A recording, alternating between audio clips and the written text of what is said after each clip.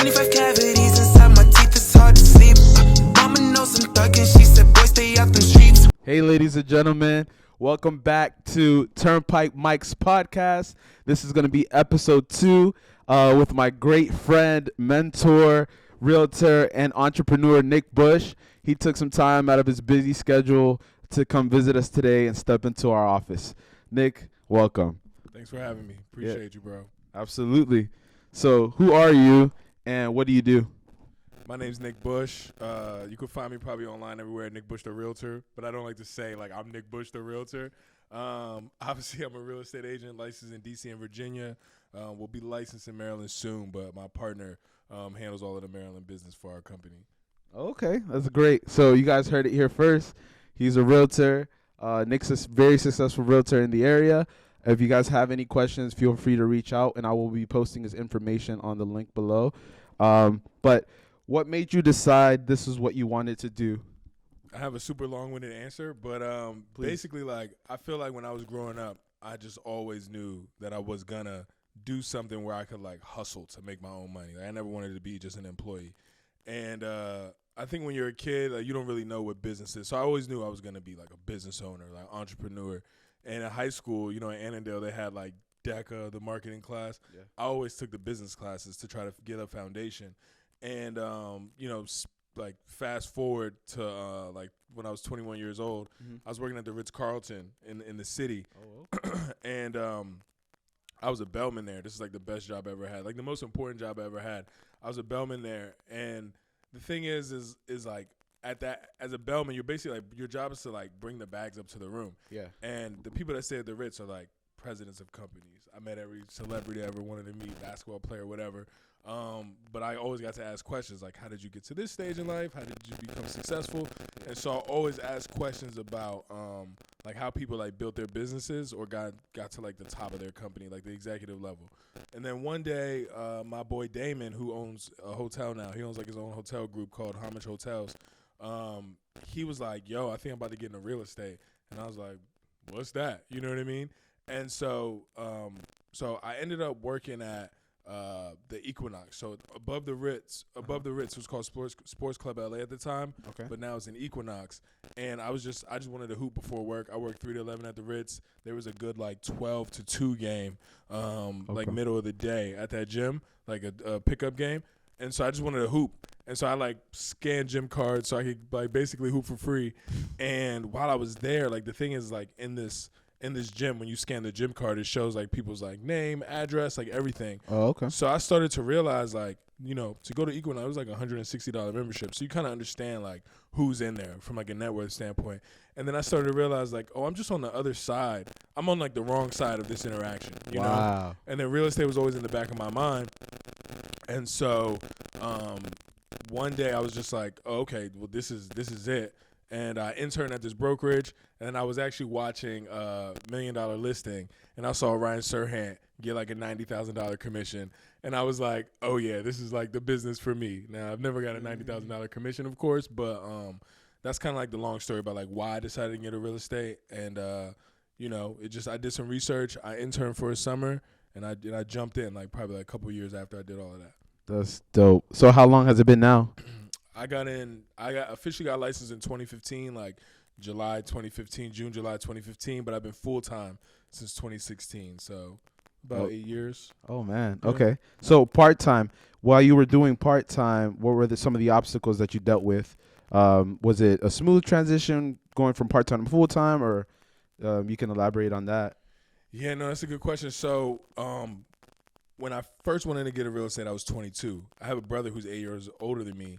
And he was in real estate in like 2005. Okay. And he ended up going back to the corporate world. Mm-hmm. And so when I first brought it up to him, he was like, basically he's like, don't do that. It sucks. You need some stability. Like, I don't even think that you'll be good at it. Like, low key. I always tell him every day, like, remember when you said this? And so he was just It'd be your own people. It'd be your own people, right? And so I stayed in hospitality until like 24. And then one day I just like, I was like crushing it at the hotel I was in. I was just like a front desk agent at that time. And then I was just like, I realized like the politics you have to play And basically, it's like, yo, like I've mastered this like situation. Like, can I be like I should be promoted? And it was just like wasn't gonna happen. So like one day I walked into work and I just took like I took the test and like so you got it's a 60-hour, maybe 40-hour, 60-hour course. I forget how many hours, but I just went in one day and I just like took all my vacation. It was like a 2.5 week class I was taking, 8 hours a day for 3 days a week, and I just took all of the vacation, right? And I remember my manager was like, Are you about to quit or something? Like, why are you doing? I was like, I'm getting my real estate license. And so the thing about real estate is it's 100% commission. So you don't get paid unless you sell a house. Wow, yeah. And so for me, what I did when I got licensed, the first thing I did was that hotel I was working at that time, I went and I got like everybody's information, like name, phone number, email, That's so home smart. address to like build a database. Then I quit that hotel. And then there was a hotel across the street called the Park Hyatt. I applied to be a bellman there, got that job. And because as a bellman, I could like walk away from the driveway and like answer emails and texts and everything. So basically my first 6 months, I think from July to like November is when I ended up leaving the hospitality industry. I was like going in the office at 7, leaving at 2, working at the hotel from like 3 to 11, and then like doing open houses and stuff on the weekend. So that's just like soaking up the game in the morning and, you know, doing my thing in the afternoon at the hotel. Wow. So, but things that you really want, you know, there's a sacrifice for it. And, you know, you can obviously tell that you put in the work and you sacrifice for what you really wanted. So when you were doing this process and when you were going through it, I'm assuming there was a lot of no's. What would you say for somebody who's like in sales? 'Cause I'm in sales myself, but in sales or realtor, like what keeps you going when you hear, you know, 100 no's to 1 yes? I just like, I say this all the time, like charge it to the game. It's probably one of my favorite phrases. I mean, I think that, I don't know if I like take it like, oh, I'm hearing 100 no's. I think I just take it as like, this is the process, you know? I know, I mean, you know more than one realtor. Everybody knows more than one realtor. So I just think that like, as long as I know that I like gave my best effort, that I was at my best. I just lost a listing that I was competing against 3 other agents. Wow. I went on a listing appointment last Sunday, and I felt like I crushed it. I had a good conversation with the clients, and then, the potential clients, they chose to work with these 2 agents that like farm the neighborhood, that do a lot of business in the neighborhood, opposed to me. And it was just like, I lost, you know, I just took the L, but it's like next play, kind of like the basketball mentality. Keep it moving. Miss a jumper, like I got to shoot it again anyway. So I just like prepare and present as best as I can. And, you know, you lose some, you win some. All right. For your beginner, what would you recommend would be, you know, some of the points or tips that you would have for them to buy a home? Like, how do you even start the home buying process? Yeah, the first step in the home buying process is really to connect with the lender. There's kind of like 2 first steps: connect with the lender, connect with a realtor. And you can do those in whichever way you want to do it. Most people contact the realtor first because we're like the first point of, you know, the first, like the front line, and then we usually connect you with a couple lenders you can work with. And that's like a good first step so you can really understand what your budget is. This was the first house I sold, like the story. The first house I sold was to a couple who, like the wife didn't work, the husband worked. He was like a manager at the time at Target, and he made $33,000 a year, which you would assume like you can't do anything. But anybody would be like, I make $30,000. People tell me today like, oh, I only make $50,000, $60,000 I can't buy, or oh, I have 700 credit I can't buy. And so I think the question is never like, can I or can I not buy? It's like, how, right? So you need to get educated first. And so like with these people, with this couple, they bought their first condo, 1 bedroom, 1 bath. Like I said, he made, you know, $33,000, and they were like, we can't do any more than $1,400 a month, which is like still doable now, but at the time it was like really tough. And the step was just like they connected with me. They got educated on the process. Like I basically walked them through like, hey, these are all the moving parts of the home buying process. Connected them with the lender. We figured out like what their actual budget is, and we just shopped inside of that price point with whatever their criteria was, which was luckily like a 1 bedroom, 1 bath. So I think that like education, like just getting educated on how to do it, whether or not you think you can't or can, just understand like how to do it will give you like the confidence to like make it happen. Yeah, and one thing, you know, that you're in that, and now that you're in that topic, I remember the first time, because me and Nick have been talking about me buying a home for like more than 3 or 4 years now, And I remember we went to a local Panera one time, and instead of like, he graphs obviously what I made, and we checked like my credit score and all that good stuff. But Nick had a PowerPoint, like 13 pages, just explaining like step by step the home buying process. So just to have somebody like that who knew the home buying process and not just assume that the customer knows what they're going into, and making sure that before we do anything, let me show you this process and how it works. So it's super important to have somebody on your side that is able to give you that one by one, step by step tutorial on what to do next. So thank you for sharing that, because like he said, in this area, the DMV, if you live in the DMV, it's not a cheap area, but if you believe in yourself and if you believe you can get something, you're still able to get something. And he can elaborate on that. Yeah, and like when I first got into the business, I was 25. I grew up in an apartment, so I didn't even know like how to buy a house, right? And so when I sold that house, that was the first house I ever sold. Mm-hmm. It kind of dawned on me like an aha moment, like, oh, okay, everybody can do this. People just don't know how. So if someone asks me what my niche is, I always say like it's education, right? My niche is educating people on the home buying, selling, investing process, because once you have the information, then you know how to deploy it. Like I'm also telling you, this is how you deploy this. And so like the foundation of my career is built on like home buying seminars and first time home buyers. And that PowerPoint that I give, because I just use the example all the time. I'm like, look, we're about to spend a few $100,000 on you're spending like a few $100,000 or $1 million or whatever your price point is. Like you have to understand like how to do that properly and strategically and what all of the moving parts are. So definitely like giving that information out, letting people know like the answers is key for me. And I think it's important, just like I feel like we grew up in a generation like where it was like the old school sayings like the game is to be sold, not to be told. I'm just like give people this information for free, educate them, and so people could be great, Yeah, absolutely. And the cost of rent nowadays is very similar to just going ahead and taking the jump and buying something, and eventually obviously once you pay it off, make it yours. But what is FHA? So I always heard that before I even, started looking for a home. What is that for viewers who don't know what it is? So FHA, so there are a few different loan types, right? But FHA is a loan type. So the most common is conventional. Most people know that.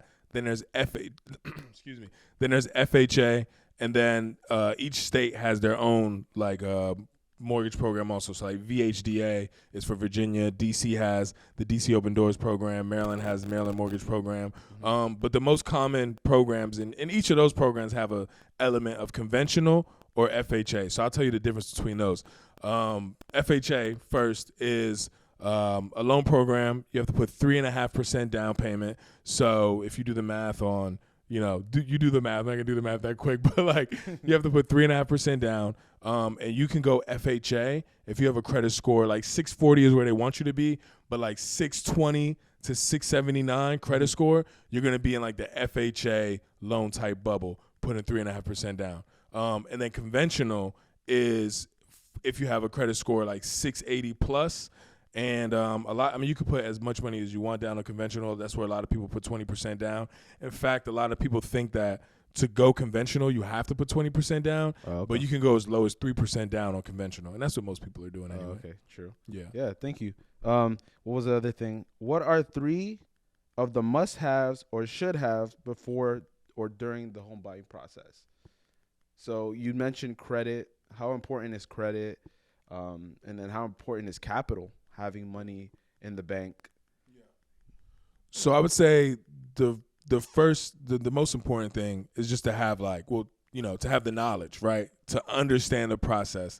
And then also, this is still the first most important thing, is to have like an advocate, have a team of a realtor and a lender who you trust, who you can call, who are giving you information, who are like forthcoming with the information, right? You don't want to work with, a realtor who is just like, I got this under control, like follow me. You want to be educated. You want to know that they know. I always say like you're interviewing your realtor, right? Like don't feel grateful that you have somebody like showing you houses. Like be like, do you know the process? Like, what is your process, right? Understand that. And then most times, realtors, I work with a few different lenders, but I have my go-to people. The lender should be able to do the same thing. You should be able to text your realtor lender and get an answer. You should be able to call them and get an answer. Everything should be clear. So that's like the first thing, because like I said before, you're spending a few $100,000. So you need to make sure that you have an advocate like while you're out in the market, and somebody sharp that understands like the nuances of everything. So that's like number one.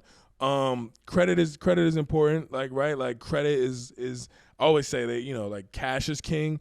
I like to say credit is king, because unless you actually have millions of dollars, right, cash is not king. Exactly. Like your $50,000 isn't going to go that far. Yeah. But you can leverage your credit to do a lot of different things. These people that have 100 properties, or like Grant Cardone he's not doing that because he's like putting $30 million up. No, he's just leveraging a little bit of capital, 20% of capital, and he has great credit.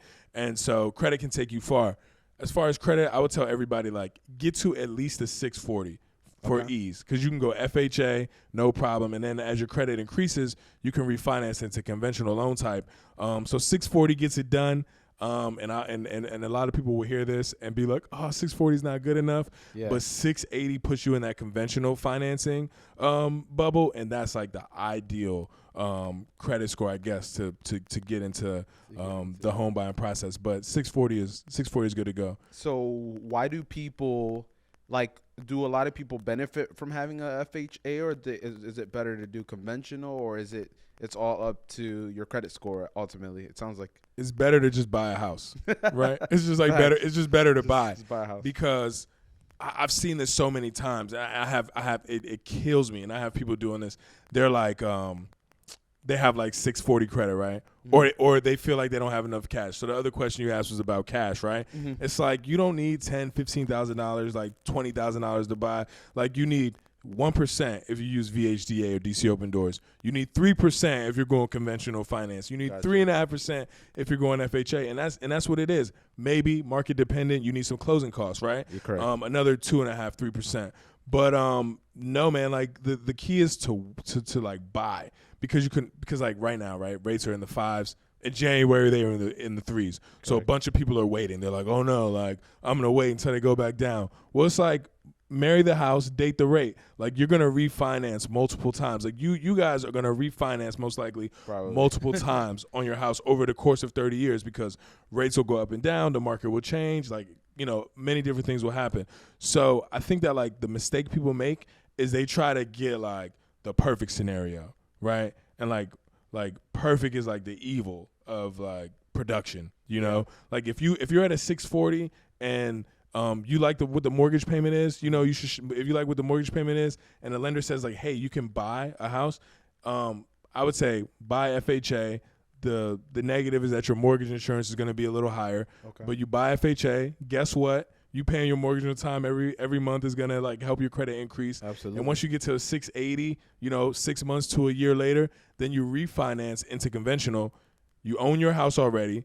You probably have a little bit of equity, right? Yep. And when you refinance it, you're not at mercy to the market increasing, right? Exactly. And then you probably have a 680, and you can refinance into conventional, and that mortgage insurance will drop off. So I would say like the key is like, if you can, buy, and if it makes sense for your current situation. Absolutely. So I like that, because that segues to the next question that I had for you. What makes now a good time versus 6 months ago or a year ago? Because I always hear people, they're always like, oh, I'm going to wait. Like you said, I'm going to wait till the perfect time where the interest rates drop. But I've noticed when the interest rates drop, people are selling their houses for 20, 30, 40K over asking price. And it looks like when the rates go are a little bit higher, the interest rates are a little bit higher, people aren't buying as often, and you can kind of negotiate a little bit more. So you can go into depth on that. What makes now a good time to buy a home? The saying is, don't wait to buy real estate. Buy real estate and wait.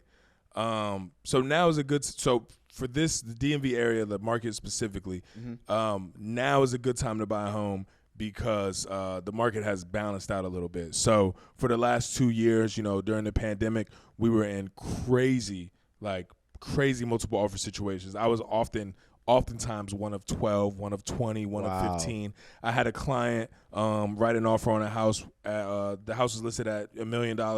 We went $180,000 over, and we lost to somebody that beat us out. That same client was going like $135,000 over. Wow. I feel like in 2020 and 2021, like you were starting at like 25, 30,000, 50 over. So it was insane. But also rates were, in the high twos at 3%. So people felt like it was a good time to buy. Mm-hmm. But there were also people who were like, I don't want to compete. I don't think I can compete. I can't compete. And they sat on the sidelines, right, to wait for the market to slow down. Well, the market is slow now.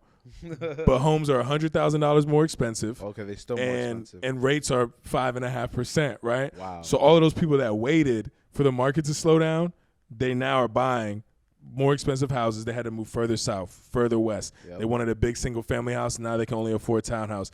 And they're paying another, couple $100 a month because the rates are increasing. But the thing is that like you can never time that. So it's like right now. So to get back to the question, right now is a good time to buy from like a buyer's perspective, is because rates are predicted to eventually come back down. So you buy, you lock in your house, right? Rates will eventually come back down, so you can refinance. Also, like the market is kind of balanced. So in the last 2 years, we were in a market where you had to go over list price to win. Now homes are selling like at list price, more or less. Buyers are we're seeing contingencies come back into contracts. So all of my contracts on the list side, when I have listings, and buy sides, have home inspections in them, appraisals in them, financing. A year ago everything was like non-contingent. You can get some closing costs in a lot of situations now. So even when you bought your house a few months ago, like we're in a completely different market. So It's just a good time to kind of like find a deal. And not be in such a competitive situation for a buyer. So Nick, how does somebody compete in a market where everyone seems to be overbidding? Yeah, so there's many different ways, and like the thing with real estate is there's no black. It's not black or white. There's no like this is how you do it. Like these are the answers. This is the strategy. It's all nuance. So you have to approach. So when I have a client who wants to buy a house, like the first, when we decide like, okay, this is the one, I always call the agent, and I have like a little secret sauce of questions that I can't just like throw out to the universe, right? But I ask the agent certain questions to figure out kind of what the situation is, right? Like what's the situation? What's the seller looking for? Blah blah blah.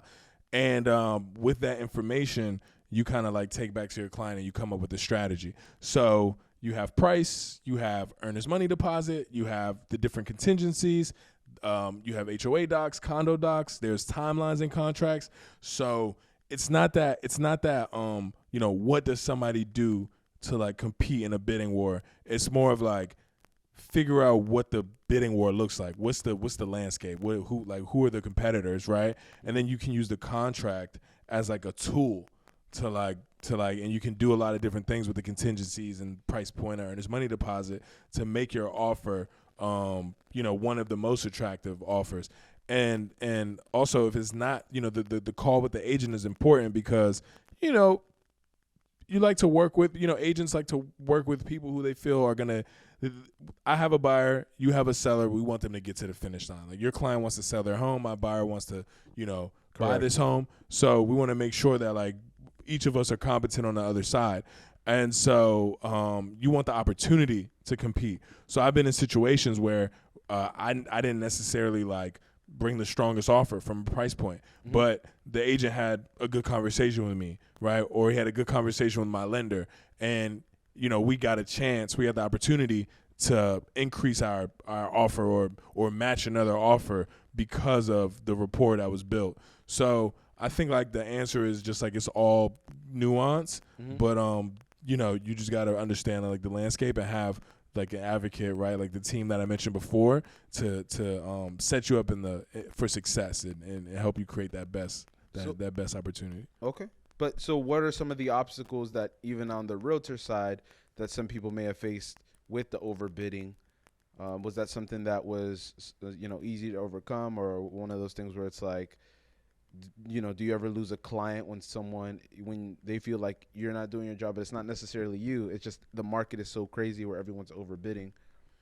Yeah, I mean, I had a client who was looking in Capitol Hill, in DC, Wow. which was he ended up buying in Capitol Hill in DC, which is like a super competitive market. There are like some sharks in Capitol Hill, just like big fish been down here. Like we do the business, right? So reputation plays a part. There are 2 lenders down in Capitol Hill who just like totally crushed the market. Wow. So, you know, and the reason that's important is because if you're my seller and I'm like, hey, these are the 5 offers, right? But this lender is official, definitely closes deals. I work with them. Everybody here works with them. And this realtor has like a ton of market share here. You can feel confident that is going to get to the finish line. So you're like battling that. Mm-hmm. But I had that client that was looking at Capitol Hill. We were looking for like a year almost a year. Wow. And I remember we were losing like 135,000 over, 125 over. But one time, and I had never lost a client, but I was like losing confidence in myself. I was like, why has this guy not fired me yet? We went $180,000 over one time. Wow. And we still lost. And when you like lose in those situations, you do feel as a real estate agent like dang, like I'm not like what am I doing wrong? It's easy to do that, but you know, you just kind of got to keep pushing through. And if you kind of educate your clients like at the beginning and throughout the process, they also understand the market and can get feedback. Gotcha. And so they realize like, okay, this could be just market conditions. That client ended up sticking with me and ended up buying something. Wow. And but that was like the hardest situation I ever had to be in.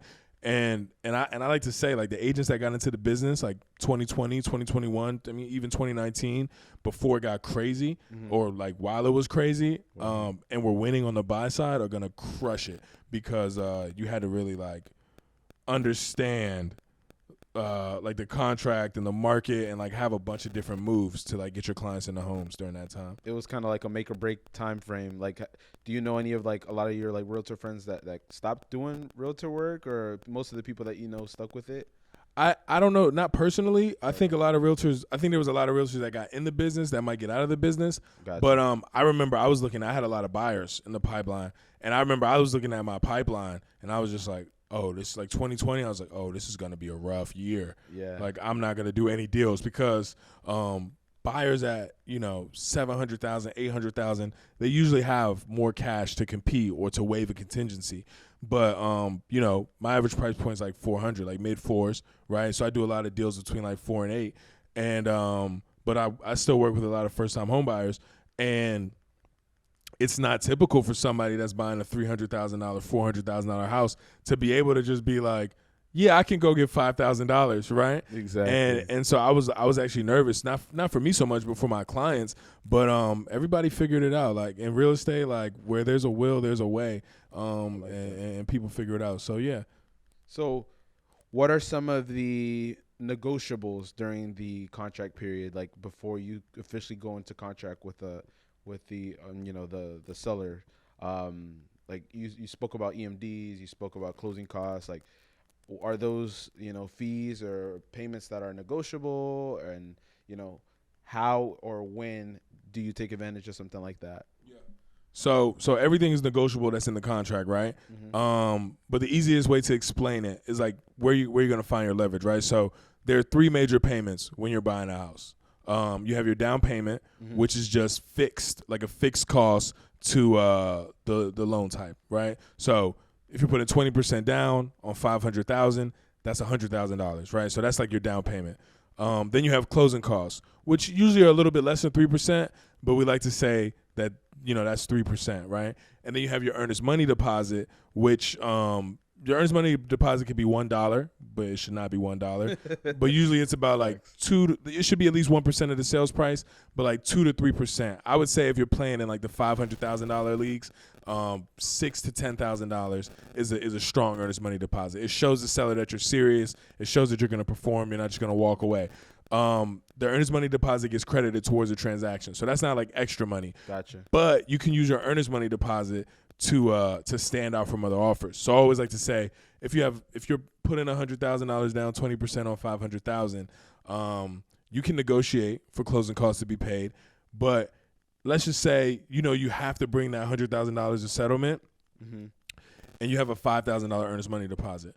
Somebody that puts down a $20,000 or a $25,000 earnest money deposit, they automatically, in a certain way, automatically they look like the stronger buyer or the more serious buyer because they have more skin in the game. And the logic you can use to put that like $25,000 down is that like you have to bring that money anyway. Wow. So it just kind of gets. Facts. So once you go under contract, it just gets held in escrow and credited towards the transaction later on.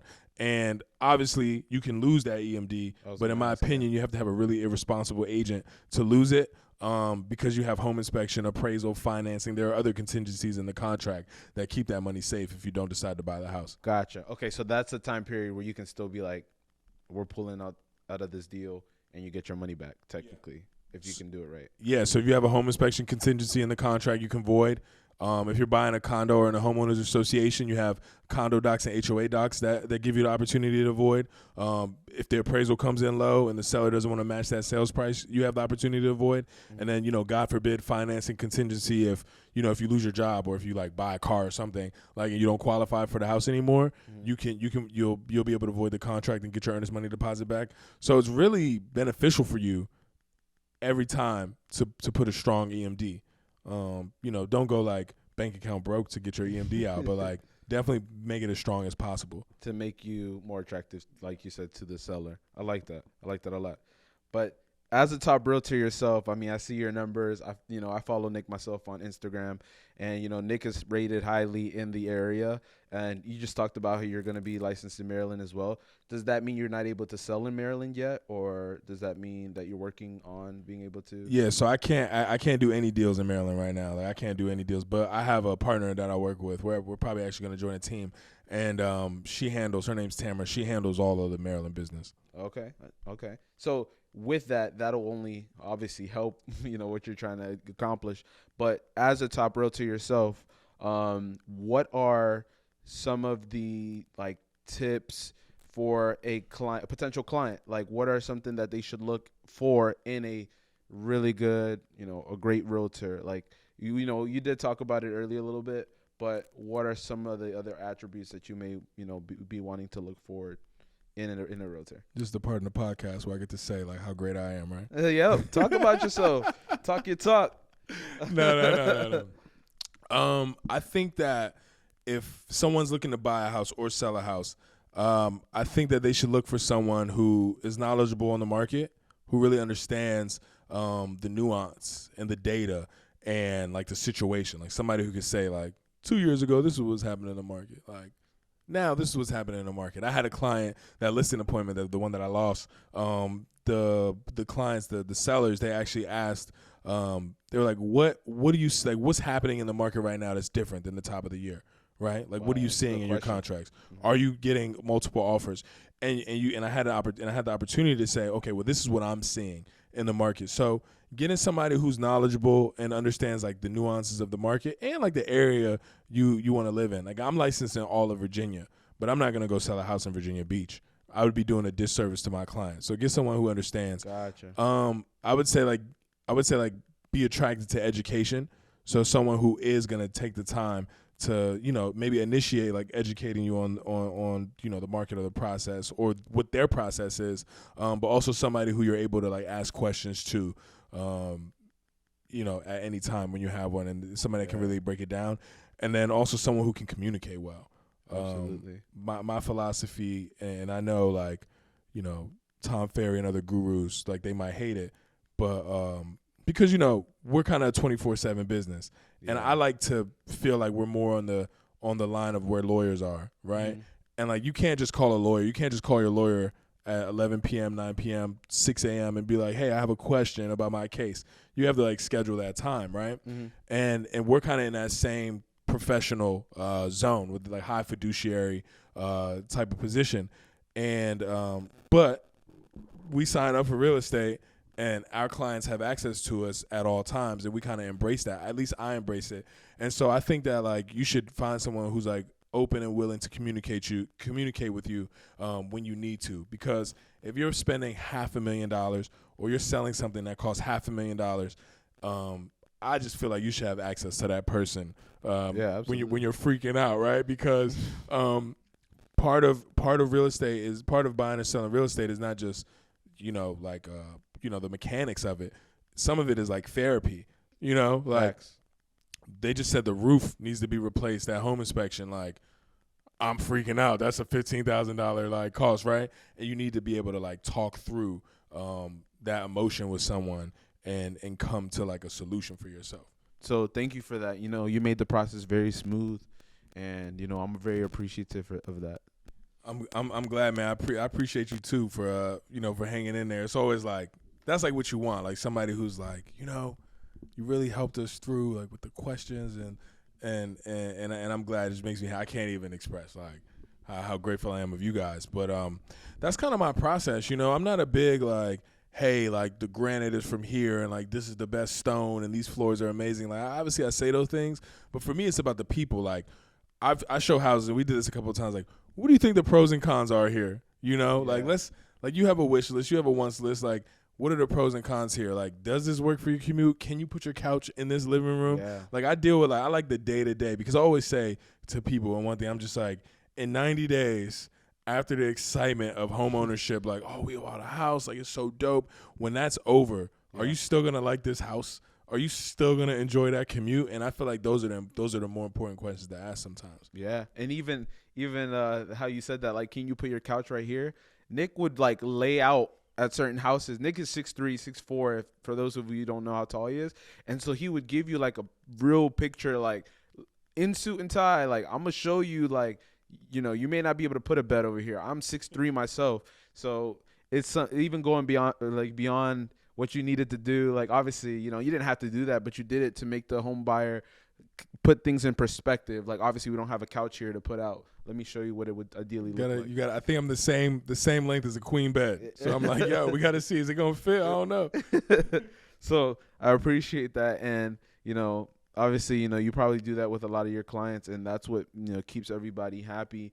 And I was gonna ask you, because I do see that you have a big social media presence. I see you on TikTok. I see you on Instagram. How important is it for somebody to have a social media presence, especially in what you do? And how long have you been doing this? Because it's probably not overnight where it happened. Go ahead and talk about. Shouts to Jake Drizzle for the TikTok. Shout out Jake. Jake's recording this right now. So I think social media is like the most important thing, especially as far as like marketing and like advertising and branding. Like, I think social media is it. Like, I'm really not that interested in like mailers, print marketing, everything social media. And the reason, so I've been doing this is how I even started doing videos. Mm-hmm. So I was at another brokerage when I first started in real estate, and this is like 2016, 17 maybe. Mm-hmm. And I walked into like a team meeting. It was like a brokerage, like an office meeting, and they like had like slides up and like videos up about like they were like Kim Kardashian, she uses video to her advantage this way, and all of these like influencers, right? Yeah. And like in real estate, like the average age of real estate agent is like 50, Gotcha. And so I'm looking around, I'm just like, do they think that this just like, they're talking about like Snapchat and like, oh man, they're like Instagram, and I'm like, do people not know like this has been happening? Like, this is not new, you know what I mean? Exactly. And so then I was like, oh, the market doesn't know that like videos are a thing. So I started doing videos, doing educational videos, 3-4 years ago. And I think it's the most important thing. One, because I enjoy educating people, but also what it's allowed me to do is position myself as like the resource, right, and the authority in the market. So I have some friends that I went to high school with that are real estate agents, but it's kind of like I give the most information. So when someone has a real estate question, they usually DM me or call me or message me, because I've already shown that I know what the steps are of the process, and so I'm able to build trust with not only people that don't know me, but people that also do know me. Yeah. I had a seller who I was trying to get this listing, and she said, what I want to do is I want to go on like YouTube University, and I want to go to TikTok, and I want to figure out like how to sell my house the best way myself, and then I'm gonna select the realtor I work with. Wow. And I was like,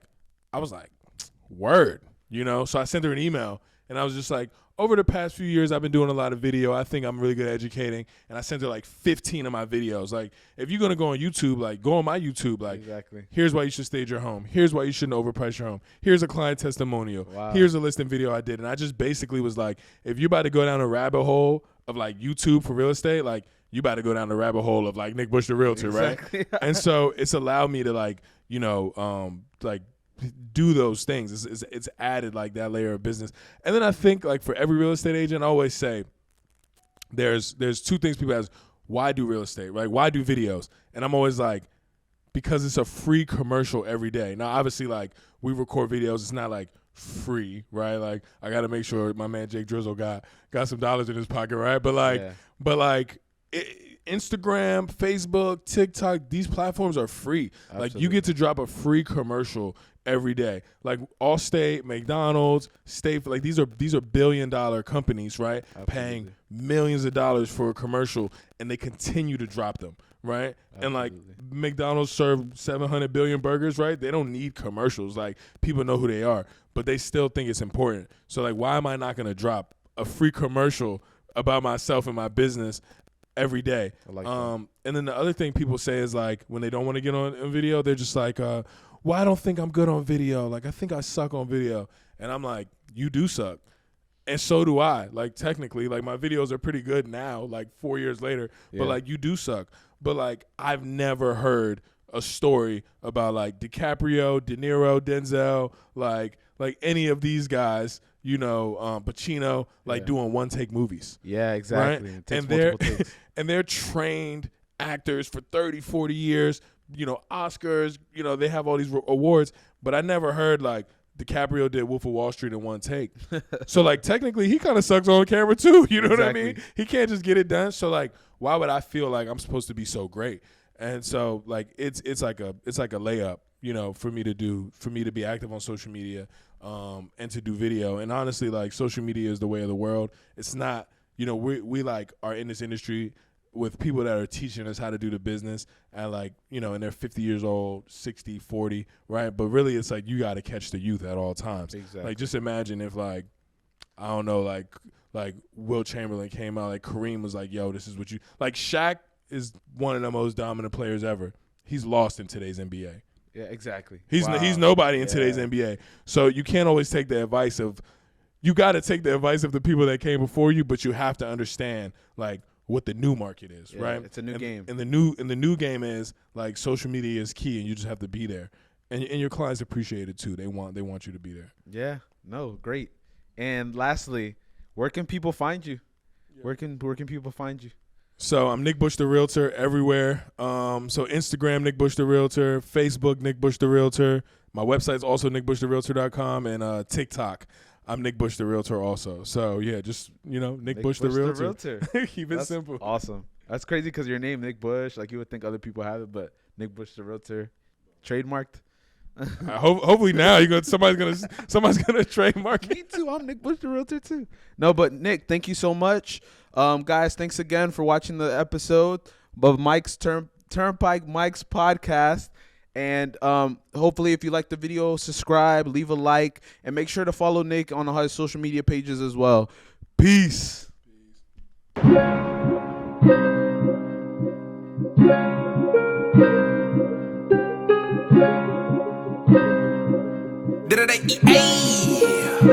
Zing, zing, zing. Hey, lightning strike.